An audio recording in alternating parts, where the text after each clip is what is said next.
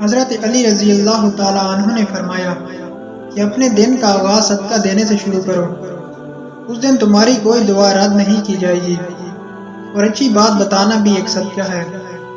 نصیب بے شک اللہ کے ہاتھ میں ہے، مگر دعاؤں کا اختیار اس نے ہمیں دیا ہے، اور دعائیں ہی تو ہے جو تقدیر بدلنے کی طاقت رکھتی ہیں۔ اسی کے ساتھ ہمارا موضوع آج مسجد اقصی اور یہود کی تباہی۔ تین عذاب عربوں پر آیا کھڑا ہے، سروں پر ٹنا ہوا، بدترین ایسی جنگ ہونی ہے الملحمۃ العظمیٰ، جس کو کہ میں بھی آپ نے گواہی پیش کر دوں گا، جسے کہا گیا ہے دی لاسٹ کروسیڈ۔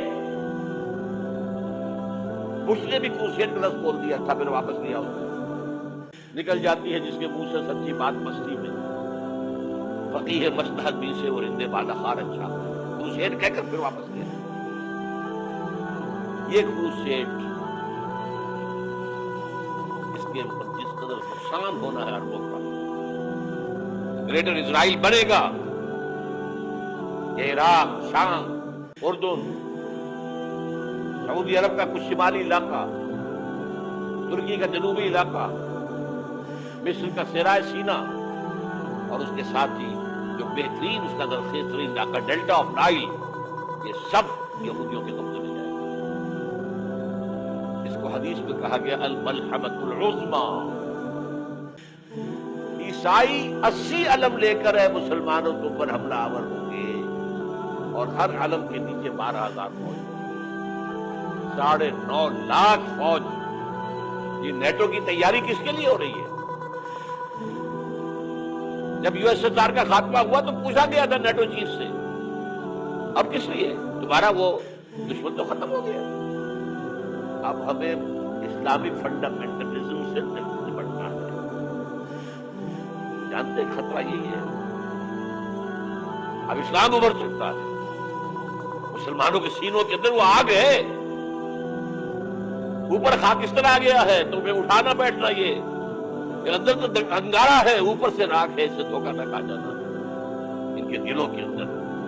اور بش نے کہا تھا مسلمان چاہتے ہیں کہ ہسپانیہ سے لے کر انڈونیشیا تک نظام خلافت قائم کریں، اور میں حیران ہوا تھا کہ اس کم وقت کو ہسپانیہ کا خیال کیسے آ گیا؟ ہمیں تو کبھی یاد نہیں ہے، ہم تو بھول گئے، وہ تو 500 برس پرانی بات ہے جبکہ وہاں سے ہمیں نکال دیا گیا۔ اگرچہ اقبال نے کہا تھا ہے ارض فلسطین پہ یہودی کا اگر حق، ہسپانیہ پر حق نہیں کیوں اہل عرب کا؟ ہسپانیہ میں تو 800 سال حکومت کی مسلمانوں نے، اور ابھی 500 برس ہی گزرے ہیں۔ یہودی تو ارض مقدس سے 2000 سال نکالے گئے، انہیں لا کے آباد کیا گیا، عربوں کے سینے میں خنجر پھونک دیا گیا۔ کوئی چھوٹا سا جو چاہتا کرتا، کوئی پوچھنے والا نہیں۔ امریکہ جیسے اپنے بیٹے کی حفاظت کرے ویسے کرتا ہے، اور حضور نے فرمایا ہے وہ جنگ جب ہوگی تو ایک باپ کے اگر 100 بیٹے ہوں گے تو 99 ختم ہو جائیں گے، ایک بچے گا۔ یہ حدیث صحیح۔ اور آپ نے فرمایا ویل للعرب من شر قد اقترب، عربوں کے لیے ہلاکت، عربوں کے لیے بربادی ہے اس شر سے جو قریب آ چکی ہے۔ اور آج جس طرح انہوں نے ان کی تہذیب کو اختیار کر لیا، دبئی جا کر دیکھیے، بدترین مغربی معاشرہ جو ہے وہ دبئی کے اندر انہیں قائم کر کے دکھا۔ اب سعودی عرب اس راستے پر پڑ رہا ہے، اور اس کے بعد نمبر 2 پر جو ہے ہم پاکستانی ہیں۔ لیکن میں اس کے پہلی بات جو کہہ رہا ہوں وہ تو یقینی ہے، اس میں تو احادیث صحیح ہے۔ اگرچہ اس کے بعد پانسا پلٹے گا، پھر حضرت مہدی کا ظہور ہوگا، حضرت عیسیٰ کا نزول ہوگا، اور وہ گریٹر اسرائیل گریٹر گریو یارڈ بنے گا یہودیوں کا، ایک ایک یہودی قتل ہوگا اور دفن ہوگا۔ یہ بات میں ہونا ہے، میں پہلی بات فرض کر رہا ہوں۔ پانسا پلٹے گا جب پلٹے گا، ابھی جو سامنے ہے وہ کیا ہے؟ جس ملحمۃ العظمیٰ کہا حضور نے، جسے آرمگیڈون کہتے ہیں عیسائی۔ آرمگیڈون کی اگر کہیں جا کر آپ دیکھیں گے، آپ ڈکشنری میں مانی کیا لکھا ہے؟ A very big war which will be fought between the forces of evil and good before the end of this world. اس دنیا کے خاتمے سے پہلے خیر اور شر کی قوتوں کے درمیان بہت بڑی جنگ ہوگی. ارمجدون اسے کہتے ہیں عربی میں، اور ارمگڈون اسے کہتے ہیں انگریزی میں. اور یہ بائبل کی آخری کتاب کے اندر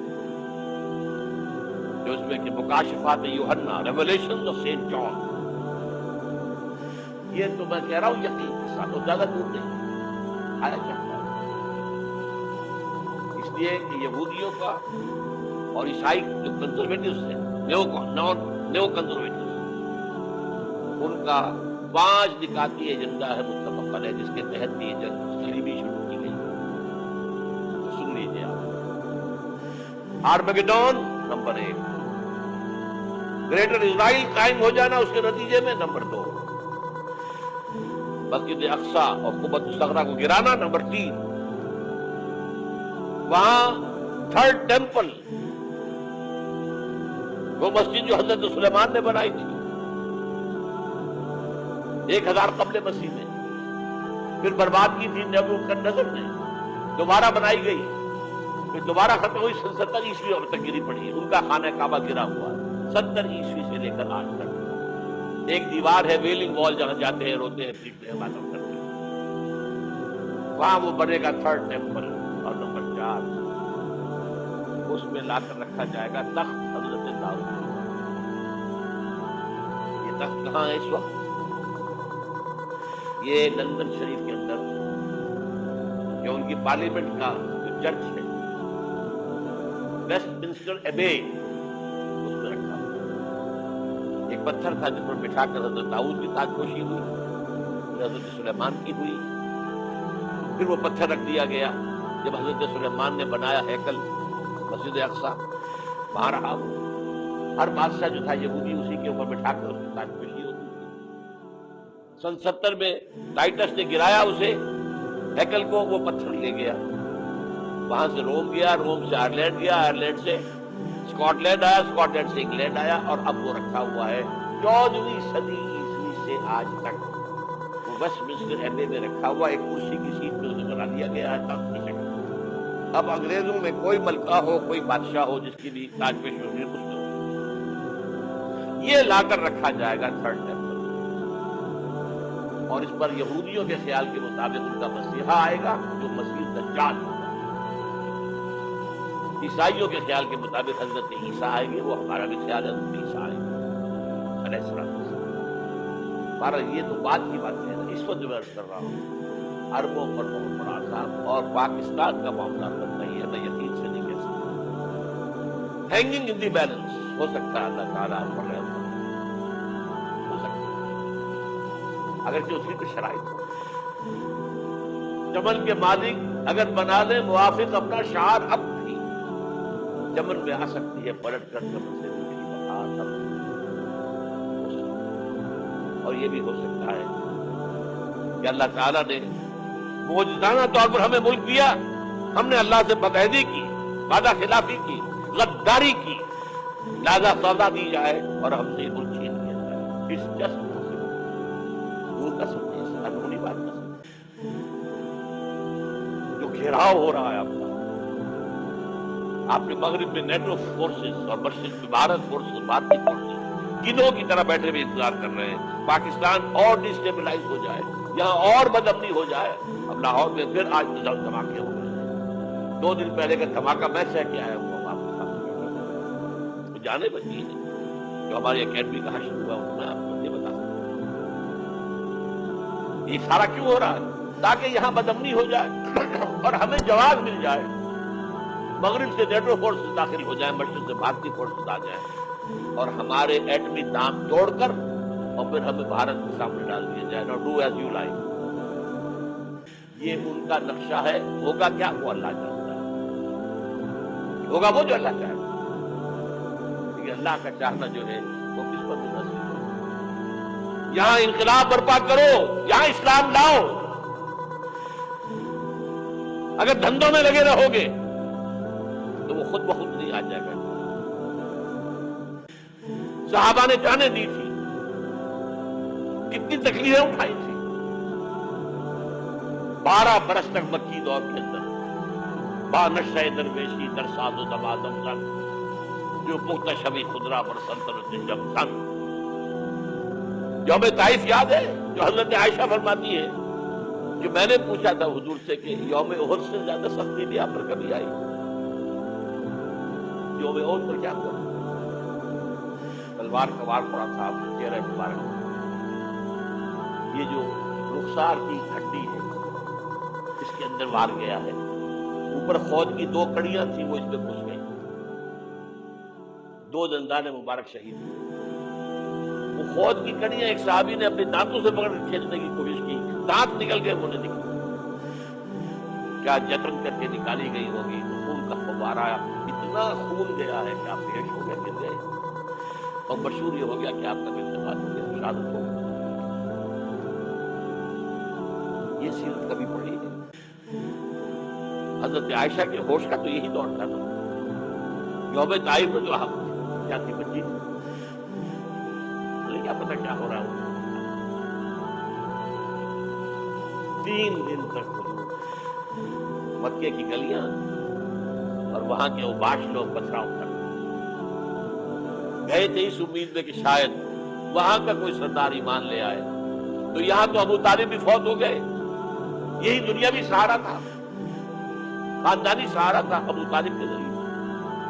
اور گھر میں ایک دلجوئی کرنے والی رفیقہ حیات تھی، وہ بھی ان کا بھی انتقال ہو گیا. آپ نے کہا یہ عام الحزن تھے، اب تو سب کو طے ہو گیا قریش کو کہ آپ جیسے قتل کر دو.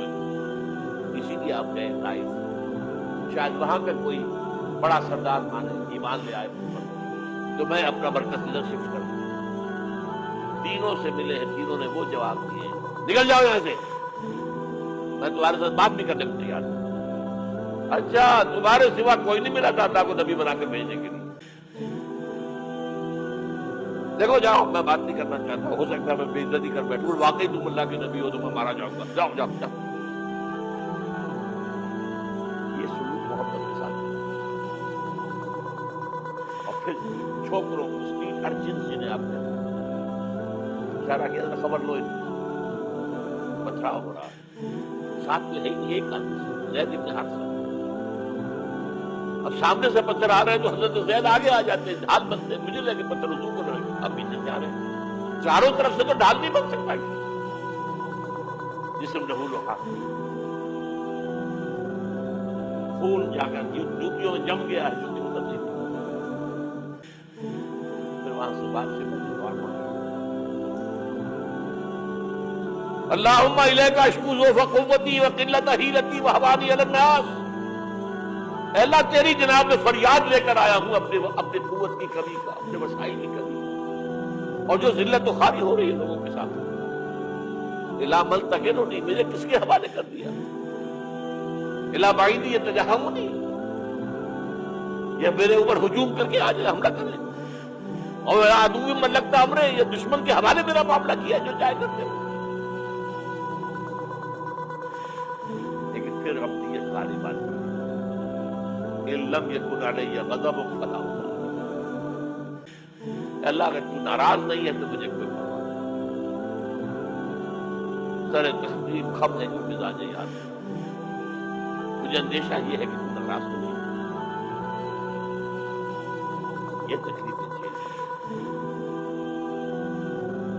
سینکڑوں صحابہ نے جانوں کا نذرانہ پیش کیا.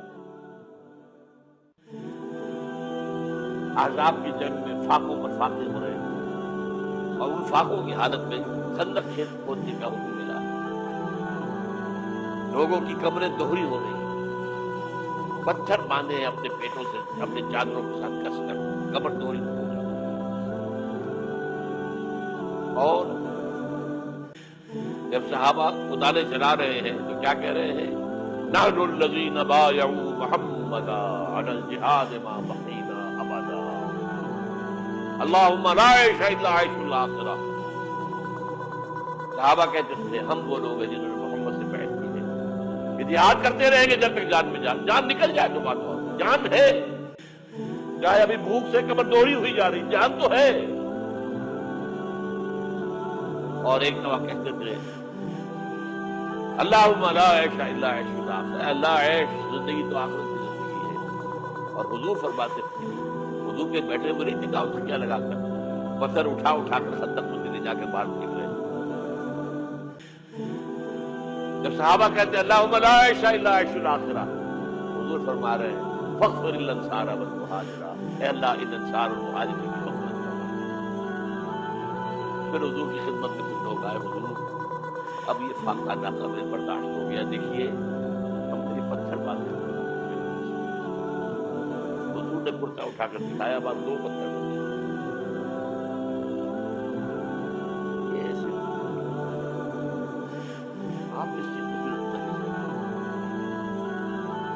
بہرحال اس موضوع پر میری ایک کتاب ہے منہج انقلاب نبوی، انقلاب کیسے آیا تھا۔ اگر دل میں ذرا بھی آرزو پیدا ہو گئی ہو کہ اللہ قبول کر لے مجھے بھی، مجھے قبول کر لے اس کا، وہ کتاب آپ کے لیے مست کا پڑھ